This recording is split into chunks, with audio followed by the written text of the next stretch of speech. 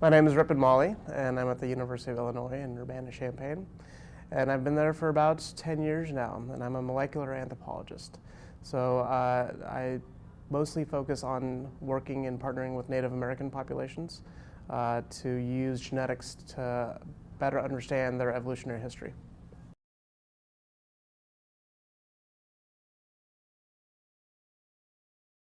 Well, as a teacher.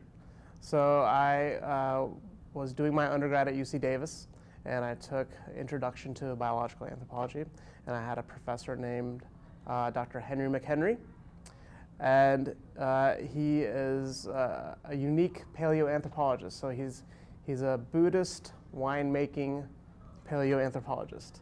And so I was in his class, and he was talking about the Tong child, and this was before PowerPoint. So he had something behind his back, and he was telling the story about the discovery of the Tong child. And he pulls out this skull, which was a replica of the Tong child, and just told this amazing story, and I was hooked. And so, yeah, I knew that I wanted to be a biological anthropologist.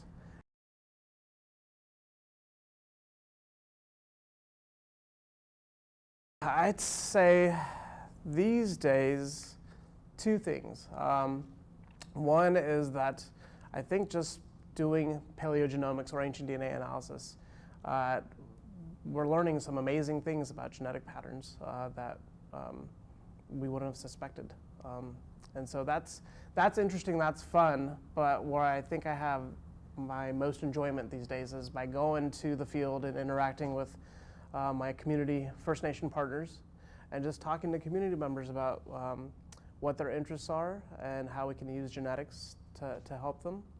And then related to that, a research education project that I started to train Native Americans in genomics has really become a large part of what I do, just because I get something, a feeling that I didn't get just doing research and publishing papers and getting grants. That's fun, I enjoy that, but working with these folks that have inspirations of going to college, becoming scientists, and they have a really unique viewpoint.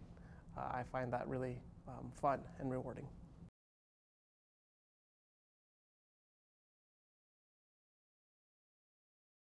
So field can be very fun and rewarding and informative, but then usually social cultural anthropologists outnumber the number of biological anthropologists, and so in a department, the infrastructure is going to be more social science or even humanities focused, and so there's not really an infrastructure for submitting grants and getting the funding that you need to do the research that you want to do.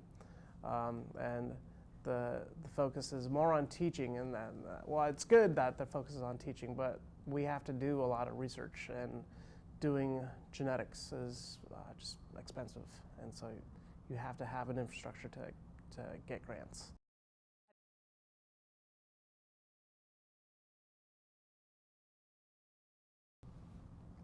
I think once we start getting minorities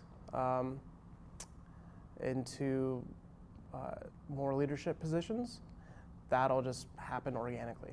And so that's the key, is getting minorities to want to be biological anthropologists and not leave to go to other fields or professional schools.